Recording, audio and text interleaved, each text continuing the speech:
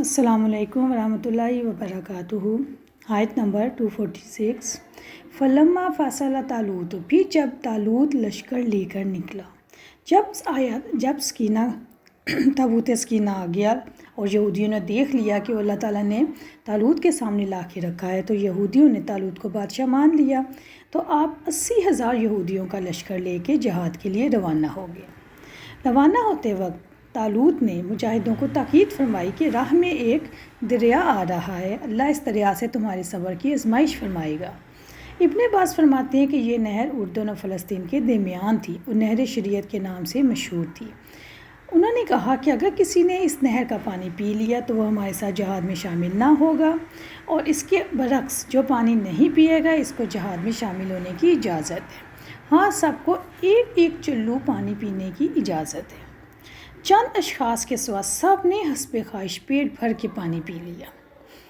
80,000 لشکر میں سے 76,000 نے پانی پی لیا اور 4,000 نے نہیں پیا۔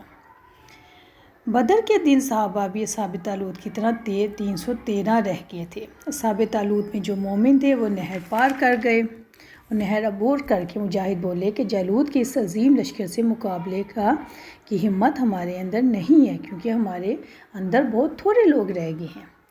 مجاہد چونکہ بہت تھوڑے رہ گئے تھے، لیکن علماء نے ان کے حوصلے بڑھائے کہ اللہ کا وعدہ سچا ہے، مدد اللہ ہی کی طرف سے ہوتی ہے۔ اب دیکھنے کی بات یہ ہے کہ بنی اسرائیل کے کمانڈر نے پیاس سے نڈھال لوگوں کو پانی پینے سے کیوں روکا؟ فوج کی قوت ارادی کو آزمانے کے لیے بنی اسرائیل کے کمانڈر نے پیاس سے نڈال لوگوں کو پانی پینے سے روکا۔ صبر اور ثابت قدمی کو پرکھنے کے لیے ان کا گھڑی بھر پانی سے صبر نہ کرنا بہت بڑی دلیل تھی کہ وہ جنگ میں بھی صبر نہ کر سکیں گے، اور یہ جاننے کے لیے کہ کس حد تک خواہشات نفس کے مقابلے میں وہ ٹھہر سکتے ہیں، ان سب باتوں کو جاننے کے لیے ان کے کمانڈر نے ان کو روکا تھا۔ اور صرف چھپی ہوئی نیت کافی نہیں ہے، عملی تجربہ بھی ضروری ہے۔ میدان جنگ میں قدم رکھنے سے پہلے نشیب و فراز سے واقفیت رکھنا بہت ضروری ہوتا ہے۔ اور یاد رکھیں، مقابلے میں کامیابی حاصل کرنے کے لیے دو صفات کا ہونا بہت ضروری ہے: مشکلات پر جمنا اور سردار کی اطاعت کرنا۔ فلما جاوزہ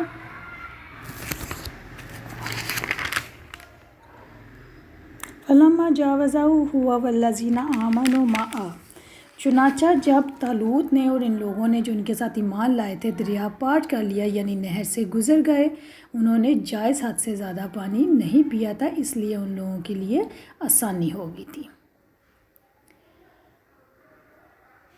جو اللہ تعالیٰ سے یقین رکھتے ہیں کہ وہ اللہ تعالیٰ سے ملاقات کرنے والے ہیں، وہی سچے ایمان والے ہیں اور پختہ یقین رکھنے والے ہیں۔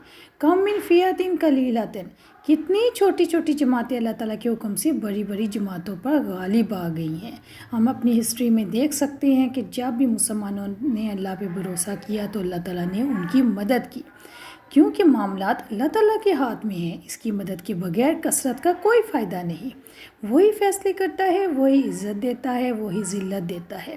اس کی مدد حاصل ہو تو قلت کا نقصان نہیں، اور اس کی مدد نہ ہو تو کثرت کا بھی کوئی فائدہ نہیں۔ قلیل گروہ کے افراد کا یہ یقین ان کو کامیابی تک لے جاتا ہے کہ ایک دن اللہ تعالیٰ کے سامنے پیش ہونا ہے۔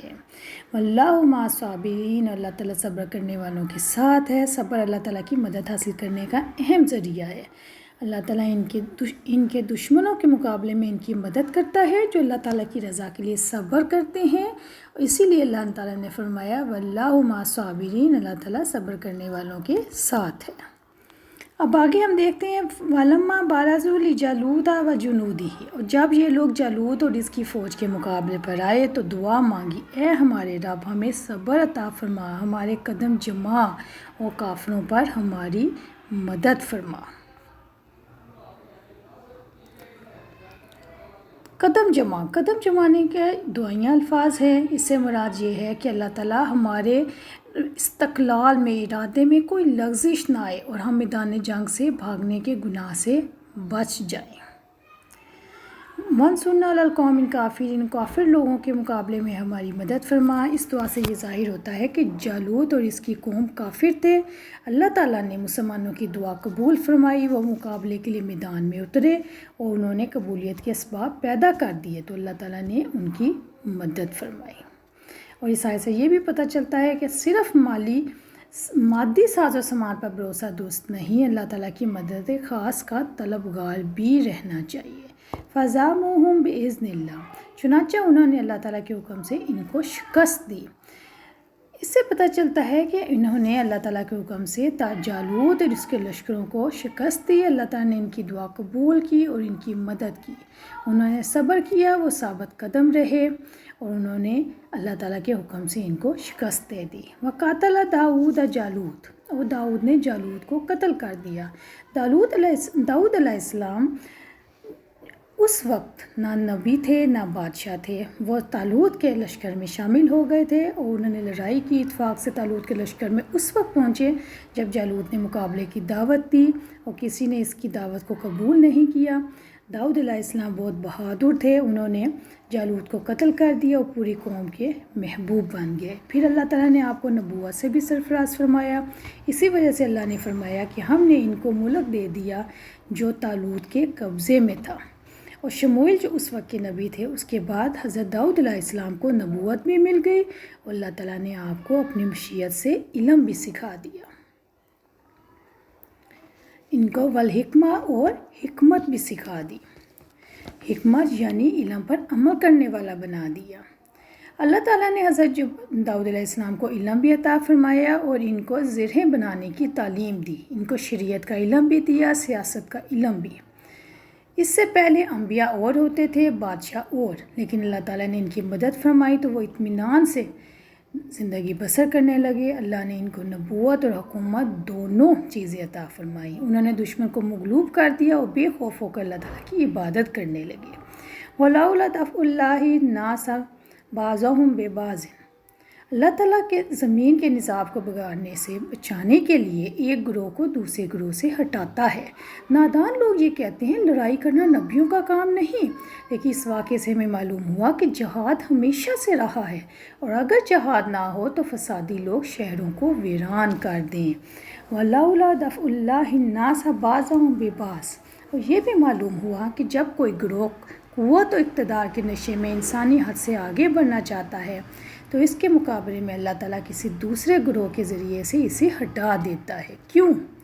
کیونکہ اگر ایسا نہ ہوتا تو زمین فساد سے بھر جاتی اور اس میں کبھی بھی امن قائم نہیں ہو سکتا تھا۔ وَلَكِنَّ اللَّهَ فَضْلٌ عَلَى العالمین، اللہ تعالیٰ تمام جہانوں پر بڑا فضل والا ہے۔ اللہ تعالیٰ کے فضل و کرم سے زمین پر فساد عظیم کی نوبت ہی نہیں آئے گی انشاءاللہ تعالیٰ۔ اللہ تعالیٰ بدکاروں اور نافرمانے کے غلبوں کو فرما برداروں کے ذریعے سے ہٹاتا رہتا ہے۔ دل کا آیات اللہ نتلوہا، یہ اللہ تعالیٰ کی آیات ہے جو ہم آپ پر حق کے ساتھ پڑھ رہے ہیں۔ یہ واقعہ جس میں طالوت کی بادشاہ جالوت کے قتل کا تذکرہ ہے، یہ انسانی ذہن کی بنائی بھی نہیں ہے، بلکہ یہ تو اللہ تعالیٰ کا کلام ہے، اللہ تعالیٰ کے دلائل ہیں، نشانات ہیں، اور ان کو اپنے رسول اکرم صلی اللہ علیہ وسلم کی زبانی اپنے بندوں کو پڑھ پڑھ کر بتا رہا ہے۔ اللہ تعالیٰ سارے حقائق کو واضح کر رہا ہے۔ وَإِنَّكَ لَمِنَ الْمُرْسَلِينَ، اور بے شک آپ یقیناً رسولوں میں سے ہیں۔ ان آیات میں یہ بتایا گیا ہے کہ یہ حقیقت ہے کہ نبی اکرم صلی اللہ علیہ وسلم اللہ تعالیٰ کی طرف سے بھیجے ہوئے پیغمبر ہیں، اخلاق، سیاست، دین کے باریک نکات سمجھاتے ہیں، خود امی ہیں اور امی ماحول میں پڑے ہیں لیکن حکمت سے بھرپور ہیں۔ آپ صلی اللہ علیہ وسلم کا علم کسی انسانی استفادے کا نتیجہ نہیں۔ کیا یہ ممکن ہے کہ اللہ تعالیٰ کی تائید کے بغیر، مدد کے بغیر کوئی انسان صحرائے عرب کے قلب میں بیٹھا ہوا معرفت و حکمت کے چشمے پائے؟ ہرگز نہیں۔ اللہ تعالیٰ کی جانب سے یہاں پر اپنے رسول کی رسالت کی گواہی ہے، اور پچھلے انبیاء کے واقعات، انبیاء کے پیروکار اور مخالفوں کے واقعات کا یہ بیان ثابت کرتا ہے کہ آپ صلی اللہ علیہ وسلم اللہ تعالیٰ کے سچے نبی ہیں، آپ صلی اللہ علیہ وسلم کا دین سچا ہے۔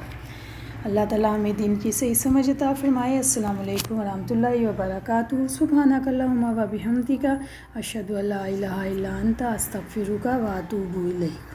اللہ کی رحمت و توفیق سے آج ہمارا پارہ نمبر 2 کمپلیٹ ہو چکا ہے۔ الحمدللہ رب العالمین۔